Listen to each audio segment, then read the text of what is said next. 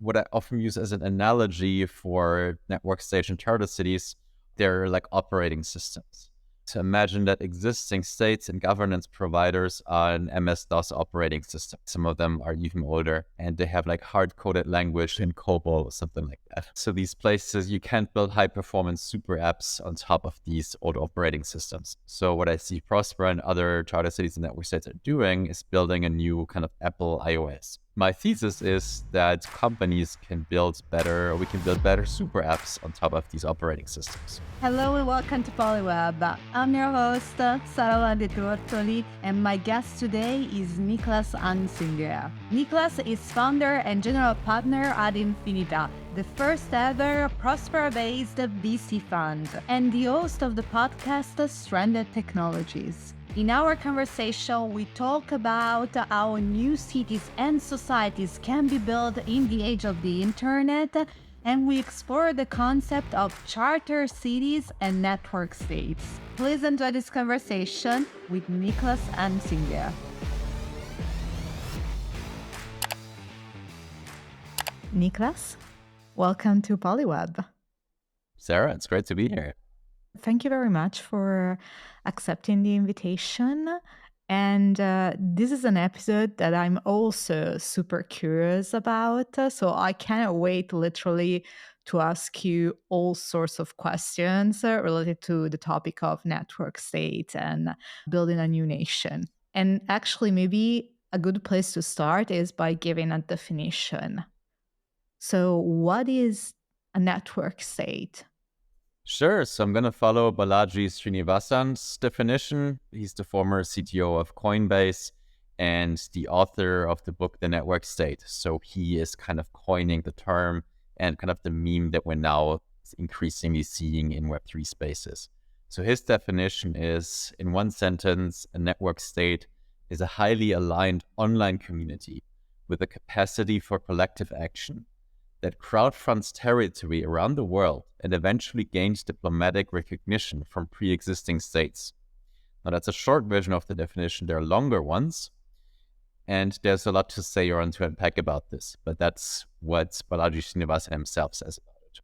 Okay, so maybe we can be more specific around this definition of what are the elements that make a nation state. So what are the steps that you need to go through maybe to build one? Well, there's the Balaji version and there's other versions, right? So in my version, what do you need to kind of have a new country, nation, city, whatever, or some kind of a political entity with autonomy, semi-autonomy is three things, or four, if you will. The three things are laws and regulations, right? So you have a legal code. Second is you have governance services, right? So you're able to issue IDs, passports, and you provide government services. Like in some places that might be support, like be a social safety net or public goods, and others less so. And the third is land, right? So when you have these three, you can then have people that use it as a platform, right? So a city or a country or a nation, according to that view, is nothing but kind of a service to you as a customer. It's a platform that you can use to live, to build a business, and to work, and to raise a family. Okay, so I got the three elements: laws and regulation, governance services, and then last piece, land.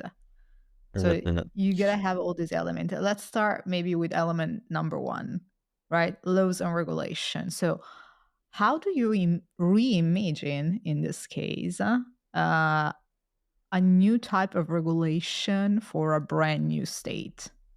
How do you imagine a brand new regulation? So I can give a couple of examples, right? Or let's just to put it a bit in context, because what I just said was a bit different from how Balaji Srinivasan's, what he says a network state is, right? So, and I can explain a bit the context of that, right? So why do we want to do it in the first place, right? So the idea is, as I said, that existing governance service providers or governments aren't doing the best job all the time, right? So in taxes are often getting more expensive while the services get worse. All of us have experienced waiting lines. Healthcare systems in many countries are very bad, or education systems, and housing seems to get more expensive and not improving. It seems to be only getting worse. And the idea is that it's rules and institutions that make the difference, right? So historically, we had places like Hong Kong, like Singapore, like Shenzhen in China, or Dubai, which worked with semi-autonomous or special economic zones. And their idea was to upgrade governance in these small places initially, to see what works, to experiment, and then roll it out to larger markets, right? So Hong Kong basically taught China, hey, this is how a common law-based system, how capitalism, private property can work. Let's try that in our country in Shenzhen. And that was massively successful, so we can roll it out to other places as well. So that's kind of the core idea behind it. But most of these places started mostly through lucky accidents, right? So the idea is, how can we do more of that? How can we bring the learnings, the best practices from Singapore, from Dubai, from Hong Kong, from Shenzhen, and replicate it in places around the world that need it, right? So in the developing world, in Africa and Latin America, where it's most needed. So that's kind of where the idea of charter cities comes into place. So Paul Romer had a TED talk in 2009 that coined the idea of charter cities, basically along the lines of what I just said. And since then, you had various movements and various groups, the Charter City Institute and the ZD legislation in Honduras, which is going to be something that we'll talk about a lot, and increasing activity and several dozens, maybe hundreds of charter cities around the world. Many are in Africa right now.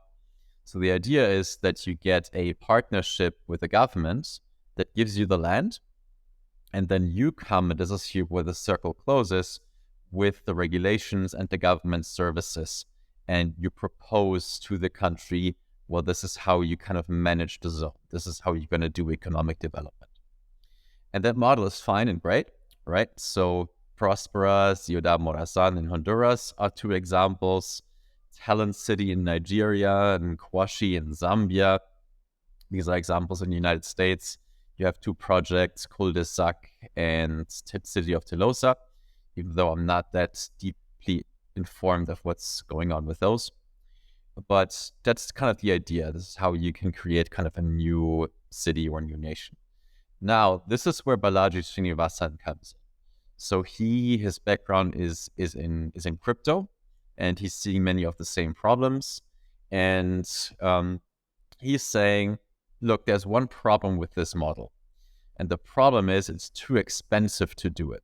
So you need to have very deep local connections to get these kinds of agreements with governments, right? So these agreements take often years to get, and very few people in the world have these kinds of connections that are needed to get these deals. So enter the network state, right? So, and that confuses people a bit because Balaji doesn't talk much about the context that I just said. But he's saying, what if we can do that model upside down, flip that model on its head upside down? So instead of starting with that public-private partnership with the government, with the diplomatic recognition, how about we end with and then build a community? How about we do it the other way around? We start with that community. We start with a community of like-minded people online. Online is a space where people that kind of have strong beliefs around what he calls a moral innovation. So say you want to have a keto, a healthy living focused community, they can find each other there. And then they build the leverage as a community, right? So they start economic activity, they start helping each other, they build services for the community. So I'm happy to talk about some examples later. But the idea is that you then get leverage. What if you had like 20,000 like biohackers in Austin, right? So that can then put leverage on the city council and say, hey, we want these exemptions from these laws because we, want to do self-experimentation. So then they have that leverage to get these kinds of agreements, right? So the network state is basically Balaji's attempt to reduce the barriers to entry for more startups to kind of start or to upgrade different ways of governance, right? And now to your question about regulation and how you started. So again, these are two different models. So in the one model, the charter city model, you have to start with very comprehensive regulation, right? So you have to, come with kind of almost a full stack system. And that's possible. There's ways to do it, right? So these places would use common law-based systems. Some of them are templated. There's a legal scholar named Tom W. Bell who has an open source legal system called ULEX. So Prospera and the Qatar World Digital Economic Zone, they're kind of forked off of that regulatory system. There's lots to talk about when it comes to that. Balaji's model would probably be around, would start a bit smaller and would say, let's see what we need to make that moral innovation happen. So a moral innovation, again, sort of, we want to have a state where everyone eats keto, where everyone is a vegetarian, or where everyone lives in, there's a van life community, for example. And then look at what kind of regulations or autonomy do we need, right? What's needed and how do we get that? So these places would probably not yet need full stack legal systems. I mean, think of it, to give other examples. Balaji in the book talks often about the state of Israel, right? So Jews were living in multiple places around the world, and they eventually crowdfunded territory in Israel and built a nation. Or the Mormons in Utah, right? So they were also initially a religious community that had sort of one key, or had some moral innovations, then eventually were able to get recognition as a US state. Okay, makes sense. And it's a very fascinating experiment.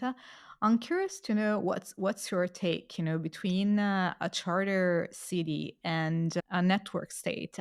What is your take based on the experiments that you're seeing right now? And maybe this is a good moment to um, tell us what are perhaps the most successful experiment out there for both charter cities and network states. Yeah, sure. I mean, just to preface that, it's totally understandable for any listener that's as of now a bit confused about the space, right? There's many different things going on, right? And much of this sounds quite out there, and many people have probably never thought about that. But again, to take a step back, why is this important? So if you think of governments or governance as an industry, it would be the biggest industry in the world, right? It would be 30% of global GDP, would be what's basically governments spend. Governments are governance service providers, right? So this is kind of the background. And charter cities, network states, whatever, their idea is to upgrade governance. What if we could, create where places that don't have very good rule of law and upgrade them to something that looks more like a Switzerland, right? So in this way, kind of massively increase the economic development of the country. That's not something that's unprecedented. We've seen it in China, for example, that started that way, or Dubai, Shenzhen, and so forth. I don't think that this is so much out there. I think, to be honest with you, I think that especially in the West, but not only, we kind of lost this vision of cities and states, right? Because of the way I think the political system is designed, around election that are periodical. So every 5 years you have election, which is great because it prevents tyranny. But at the same time, the downside, I think, is that most politicians just want to get enough done to get reelected for the next mandate, right? And this is counterproductive when you think about a long-term vision. And so, like, I think maybe charter states or network states are a way to bring back this.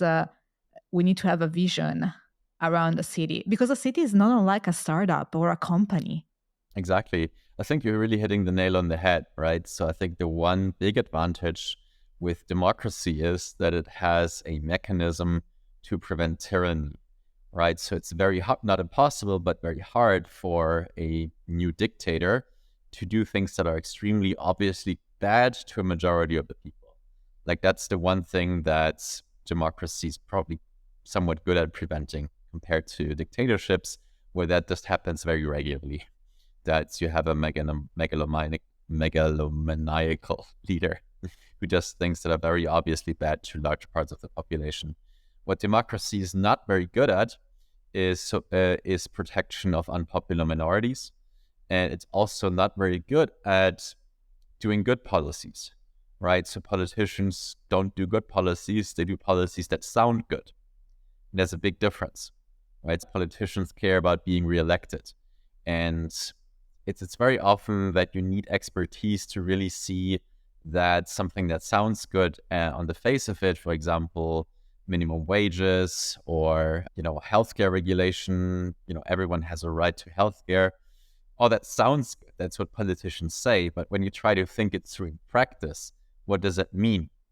Very often these things are detrimental to solutions that actually work in practice, right? And what you hear from politicians is, those are the kinds of. So what if you could instead have different incentives, right? Where the politicians, you can think of systems that are sort of in between, more like a government run by a corporation, right? That has a board of directors and that has shareholders, right? And these people have some form of vote. They have the vote of exit, right? So if they don't like the service, they go somewhere else, to something that's even more democratic, right? So you have more direct democracy where you have like liquid staking or quadratic voting and things like that.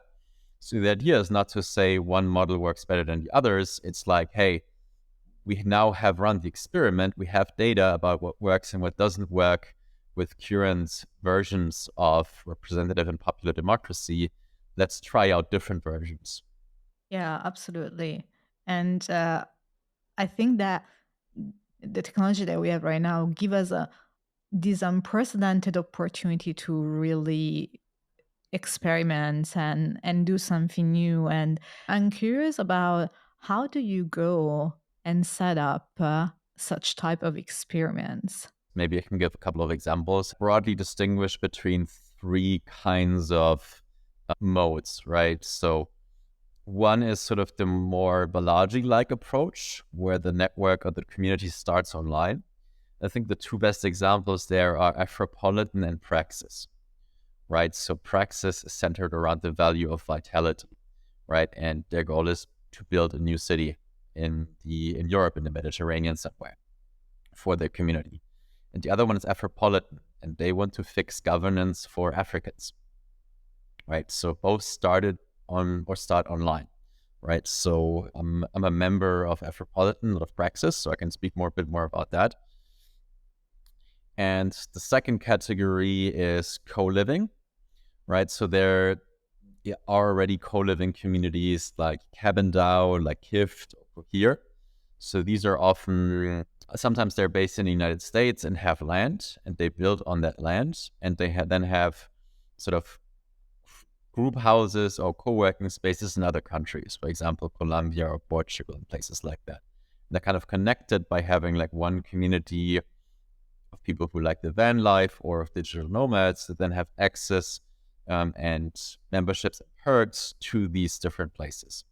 And they're often centered around an innovation for how they want to live together, right? Van life, for example, being highly mobile. And then the third one, it's what I'm personally most involved in, is that actual charter city model, right? So I'm based in what I think is the most advanced modern charter city. It's called Prospera. It's in the country of Honduras.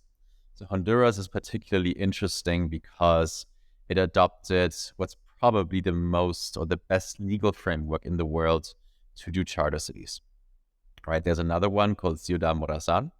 Prospera and Ciudad Morazan have quite different value propositions that are quite interesting to talk about. So Prospera is more for the technology industry, for like very ambitious entrepreneurs, and Ciudad Morazan is more for local blue-collar workers, right? So their value proposition is basic security services and affordable housing.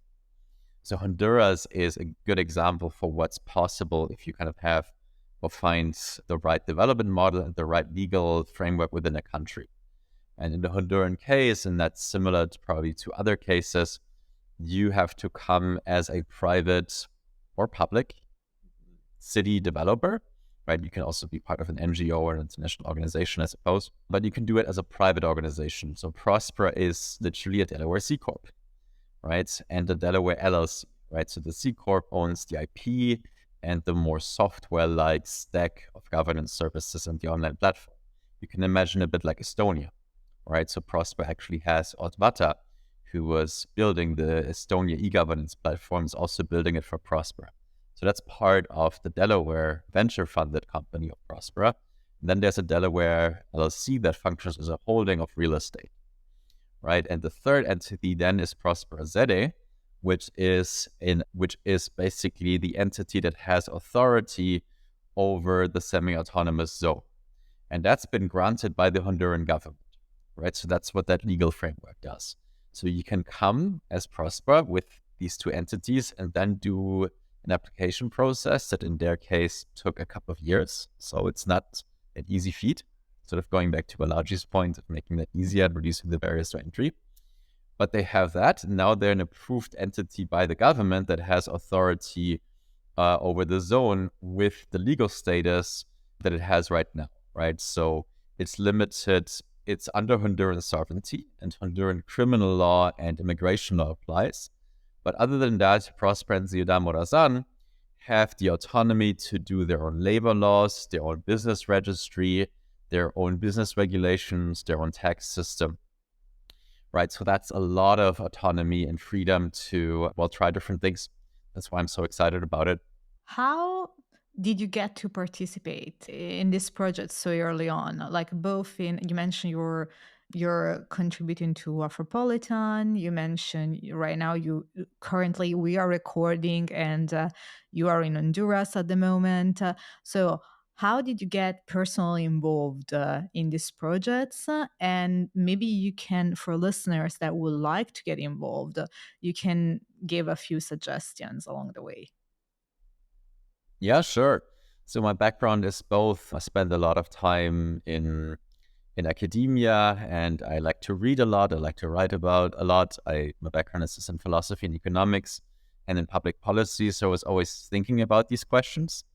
I was from very early on always very frustrated that there doesn't seem to be much happening when it comes to politics and policy, and you can't really improve things the way I want to, right? You can't really test out new things. And then the second half, after I was 26, I learned sort of the toolkit of entrepreneurship, right? So I was working for a startup. I started a startup within the startup. It's now its own startup.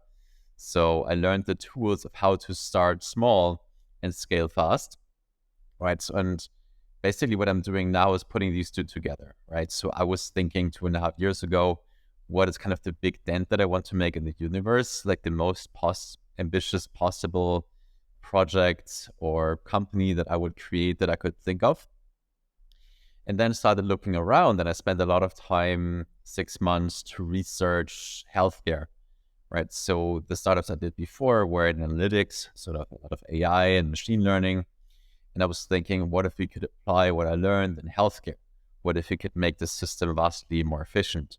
And my idea is, could we create sort of a GitHub-like open source platform for medical data?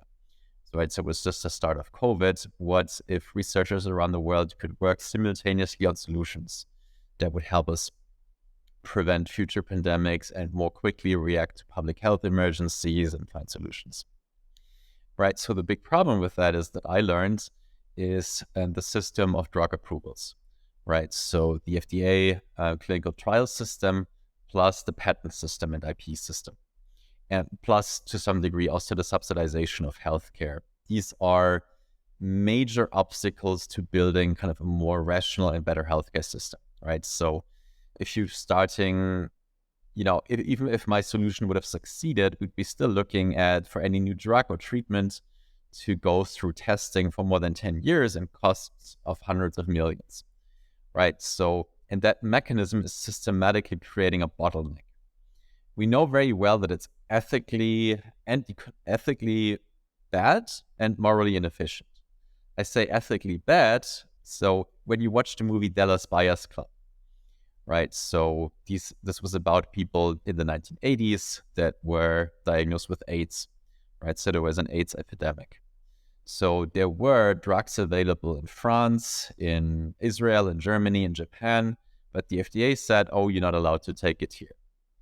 And that just makes the moral situation kind of present, right? So if you tell someone, I'm not allowing you to, well, take risks for your life, right? So you're taking ownership of someone's decisions of their own body, right? So we have a strong principle about bodily autonomy and informed consent and things like that, right? So ethically, I think that's quite impermissible. There should be, it's just not right. So that just means you're responsible for withholding often life-saving drugs from people.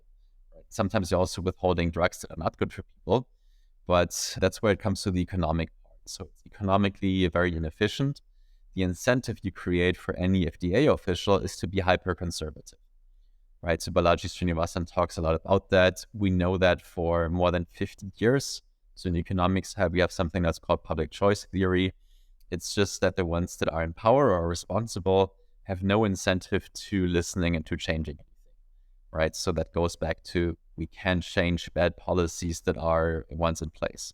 There is no such things as sunset clauses, and you're creating a group of entrenched special interests that have economic incentives to maintain the status quo. And doesn't even need to be any bad actor or malice involved, right? It's really just the incentive system that we create. And then I was thinking, what are other industries? Healthcare, what else is there? So education, finance, housing, and real estate or energy. When you look closer, there's always a similar situation, right? So there is a set of regulations that have once been passed a couple of decades ago, typically after a very high-profile public incident, right? So a good example is nuclear power and the regulations afterwards that supported its development. And a good example is 9/11. So airline safety regulations that are, not that much necessary anymore and infringing on your personal freedom in many ways, or, Patriot Act and sort of the ability of spy agencies. These were the result of 9/11. So these regulations were written often in haste after highly visible public incidents, and then they're irreversible. And the development of many industries is held back by these often irreversible legislations. Why does California suffer from a housing crisis? That's completely artificial, right? That is because the cost of compliance and of regulation to build new housing is so high that it doesn't economically make sense to build small housing, to build small and mobile housing that is very cheap and affordable, because the costs for that are prohibitive. Right? And you can go through each of these areas and you can have a similar debate, right? So, and that's what I call kind of the base layer of society. The way we make rules, the way we make regulations is kind of defunct. We know what could improve it. We know that sunset clauses, a more common law-based system and regulatory flexibility, and sort of developing a competitive insurance market to assess regulatory risk.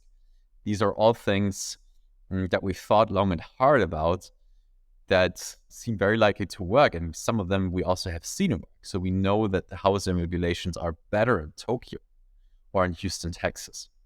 So we have some of the real world data, but we're not able yet to put it together, right? Sort of to run more experiments where we can take sort of the best practices and new ideas and kind of try them out in a new space, right? So this is something that's stuck with me, sort of that idea space. And that's when I read about Prospera, right? So it was an article by Scott Alexander, Astrocodex then. It's called Prospectus and Prospera. It was a very in-depth article about Prospera. It's a long read, like you have to read at least half an hour, maybe even an hour.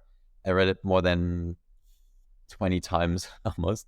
It's extremely well researched. It's extremely accurate, right? So I was just really, really impressed, and I was like, wow, this is it. This already exists, and this could work. So, but it also sounds too good to be true. So I've got to check this out and see it with my own eyes. Like, is this a scam? Who are the people behind it? What is their vision? What is their ethics? And that's when I visited last year in April. I organized the first independent conference in Prospera, the Build Prospera Summit. And I was just really amazed by the community behind it. So it's very locally grown. There's many Hondurans that are involved, local Hondurans that work in the service industry, educated Hondurans, lawyers from the mainland, to whom it's an alternative to going to the United States in search for opportunity, together with an international team, like the two founders of Prospera from Guatemala and Venezuela. The president is American, that sort of have thought long and hard about how to build the right or better regulatory system that could kind of radically upgrade governance and unleash entrepreneurship in Honduras, in a country that has a lot of crime and a lot of corruption and where it's very hard to do business. So that's a vision that I'm very aligned with. And I was very convinced by the team, and I just love the community here, which is why I'm now in San Pedro Sula, because most of the Hondurans that work in Prospera are from San Pedro Sula, right? Most are from one university. There's always these clustering effects. And there's also many entrepreneurs in Honduras that don't yet live in Prospera, but are curious. So I wanted to celebrate my birthday with these friends and with other Honduran entrepreneurs. And, to also send a message that I'm here to help build that ecosystem, right? So I'm planning to make the first ever VC investment in a Honduran company within the next 2 to 4 weeks, actually. Wow.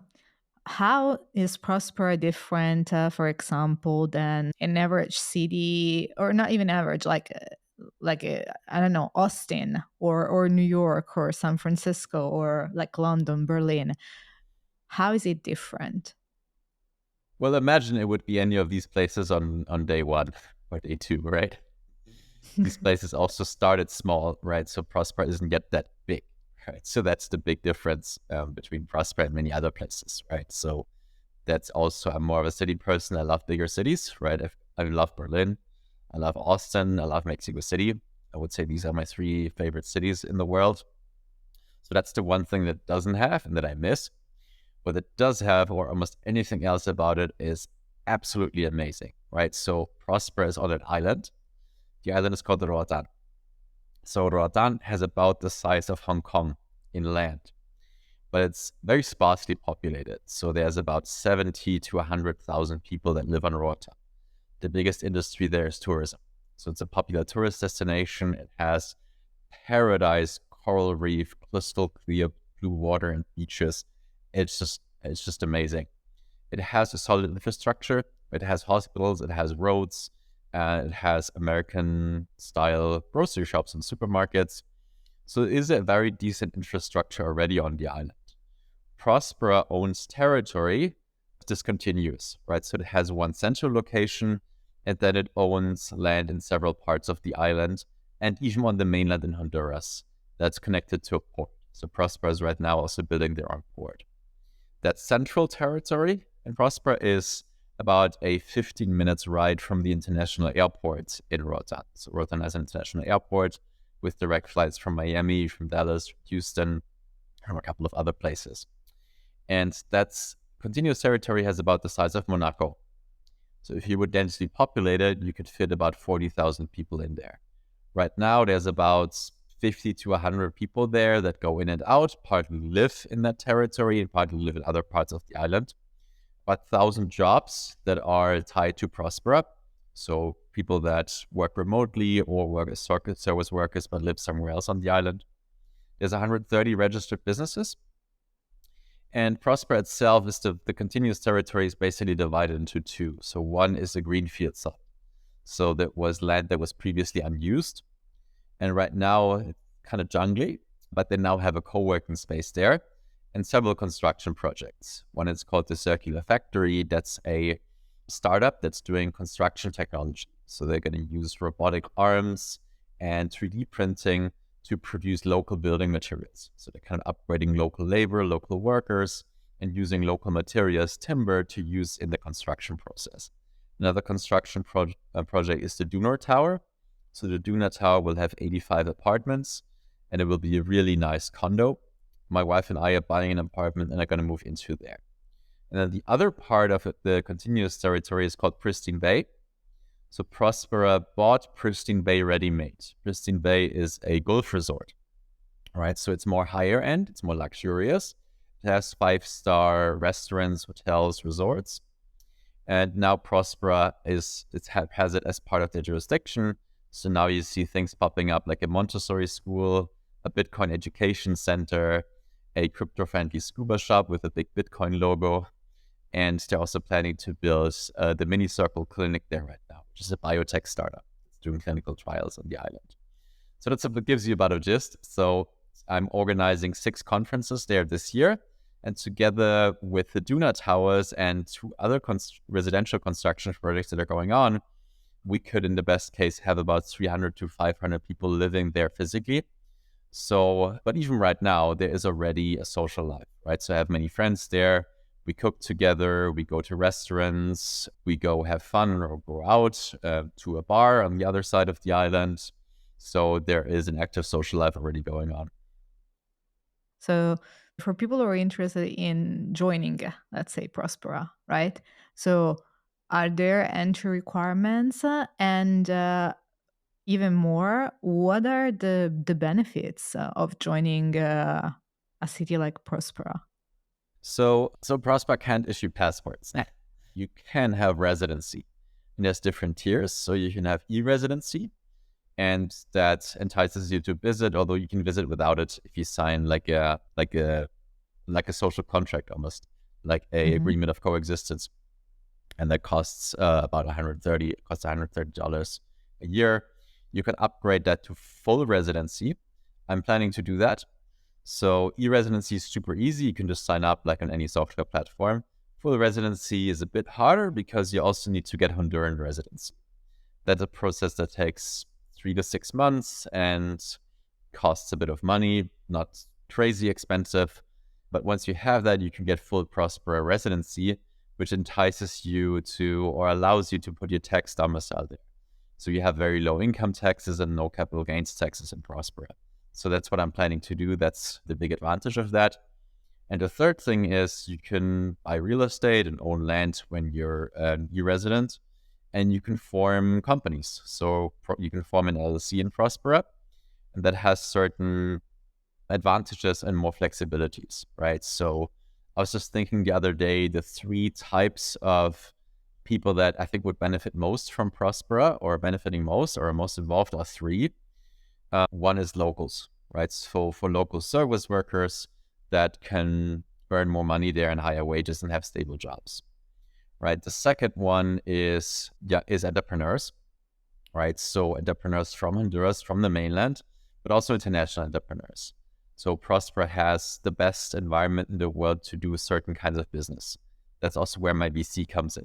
I see Prospera as having the best regulatory system when it comes to biotech and healthcare, certain areas in hardware and certain areas in digital assets and finance, right? So for example, if you want to start an insurance company or a bank, that's just much, much easier in Prospera. If you want to do a crypto startup, there's a much clearer set of regulations that you can follow.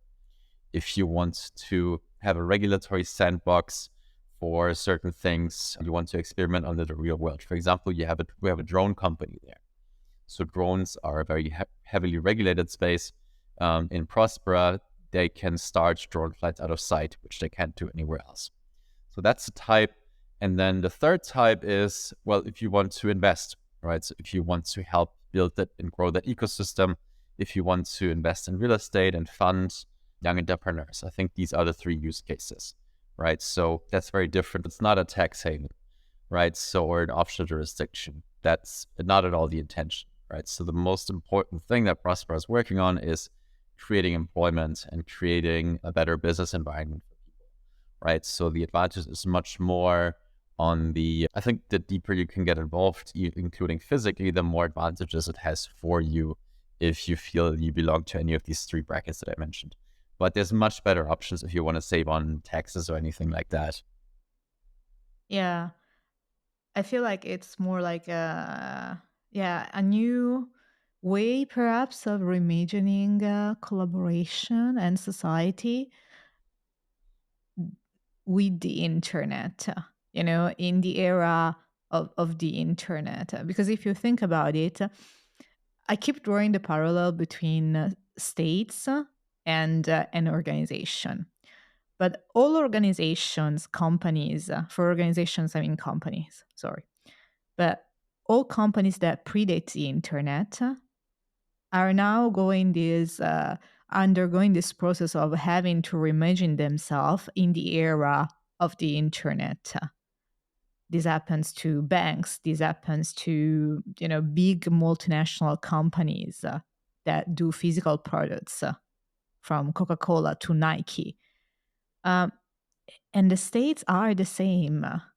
There are organizations that predates the internet by centuries, and now they kind of struggle to keep up with what's happening. It's like they are being attacked on multiple sides, right? You have new ways of conceptualizing money, with Bitcoin, etc. And now we are seeing that they are starting to experiment with CBDC, central banks, digital currencies. So it's kind of like in everything, things have a start, they have a high point, and then they start to decline. And I feel like we're kind of that point for the sovereign states as we know them right now. And from talking with you, I wonder if other ways to interact with society and organize societies are possible. And sometimes I wonder if it's not a problem of size. So the big states, as we envisioned or as we are used to right now, maybe they are not efficient anymore. Maybe they are not anymore the right way in which we organize ourselves. Maybe we need something that is global but still local enough to make us feel connected. Yeah, yeah. Yeah, what I keep saying to people is that there's not only decentralization, right? So there is both advantages to decentralization and to centralization.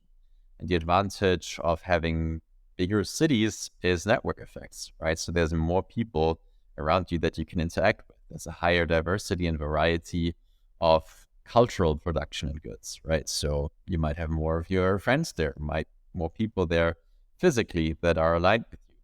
But as you correctly pointed out, with the internet, we can have more of these things decentrally. With crypto, we're decentralizing one key industry, money and finance, and to some degree also legal, right? So that's, I think, one of the big changes that with sort of the blockchain powered digital assets and also increasingly realizing that law and legal we can put on smart contracts and partly codify, and it's less and less tied to like physical territory jurisdiction, right? It's the law of the internet. In the internet, you're interacting with other people, right? So you are, making transactions, you're buying and selling things, you're sharing ownership over certain things, you're voting on things. You can all do all of that online, but you're not separated by the physical space, right? But the old school model is that you have one physical jurisdictions where the law applies, right? So blockchain and the internet is kind of decentralizing human relationships and thereby also governance, right? Yeah, absolutely. And I'm very excited about these experiments going on because I feel that the model of states that we are experiencing right now, it's not rising to the challenges that we are facing right now. They don't know how to react anymore. And one chief challenges that I can think of is climate change, for example, where you clearly see that there is the short term gain of economic growth, etc., and then there is the long term consequences of not doing anything to stop what is happening to the planet. But since it does not go over the 5-year horizon of the re-election process, then maybe it's someone else's problem. Maybe it's the next government problem, not of the current administration. So that's why I'm so excited to see this kind of experiment. And maybe we're approaching the end of the interview, but there is one more question that I want to ask you, because you're also a general partner at a VC that is called Infinita. And my understanding is that Infinita invest in this type of projects, in this new concept of nations and city, and reimagine kind of the way that we interact as a society. So, as a VC, what are the elements that you look at to evaluate a potential investment? Yeah, sure. Just to again set the context. So for me, what I often right. So the table stakes are investing in entrepreneurs with a larger than life mission, right? That are extremely driven and ambitious and relentless. Was also very important in that space is a very sound ethical compass, right? Because many of these things that we do are in the mainstream, considered controversial, right? So I had in my podcast in episode 37, I had someone to your topic of climate change who's doing solar geoengineering. So he's selling sulfur dioxide particles into the atmosphere that directly reflect the sunlight to cool the planet. That's very controversial, right? So the people so that's something that I'm, very keen on. All right, I really want to deeply understand what's their ethical and moral compass and what's their vision.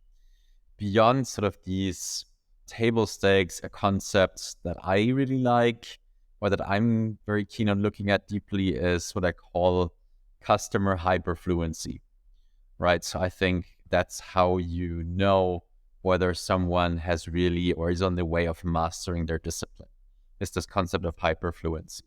So when they explain it to you, it's very clear that they thought it through enough to a degree that they can explain it to you in clear and simple terms in a way that you understand, even though you don't have much background. And you kind of go back and forth and change some of the inputs, some of the premises, and they're immediately able to context switch. And you can clearly see that they have tons of data points that they have to show you that it can work this way or not the other way, right? So most of it is around what customers want, right? The value they create for customers and not the technology, right? So the technology is kind of a means to an end to create value for customers.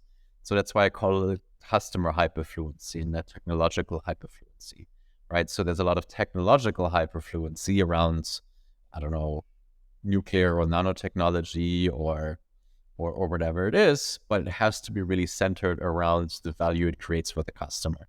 Anything that you have seen recently that really excites you, that you think this is going to be the next thing? Yeah, I mean, I heard about several yet undisclosed projects for new charter cities in the Caribbean and in Africa, and some of which I'm like, oh my God, this is going to be so amazing. There's one in Tanzania, another one in Nigeria. There's potentially another one in Zambia. I see Vitalik Buterin sort of getting increasingly attracted to that space, and he's meeting with government officials in Africa. He's meeting with other network state and charter city leaders in Africa. And he's also organizing this network state, 2-month-long network state experiment in Montenegro that I'm going to. So I don't yet know yet what his plans or visions are, but it seems that there's increasingly it attracts more smart people into the space, right? Vitalik Buterin brings extremely smart and thoughtful people from the Web3 space to sort of pay attention to this, same as Balaji Srinivasan, right? So they're interested in Ethereum development and longevity and biohacking and public goods funding. So I was at East Denver last week, and many people there have heard or read the network states. I had speaking time and had more than 100 people come. So I'm increasingly seeing that the space is getting memified, specifically because of Balaji's book. And I think this is going to attract more talent to come into the space and more capital. And this is going to, bring more startups to the starting line that either start with sort of the online community Balaji model, but also I have heard of several really, really cool projects that can start with a charter city model and get free zone status in some countries with significant legal autonomy. So it's going to be, so this is really the year for this. And the best time to get involved. Niclas, thank you so much for sharing your experience and your thoughts with us.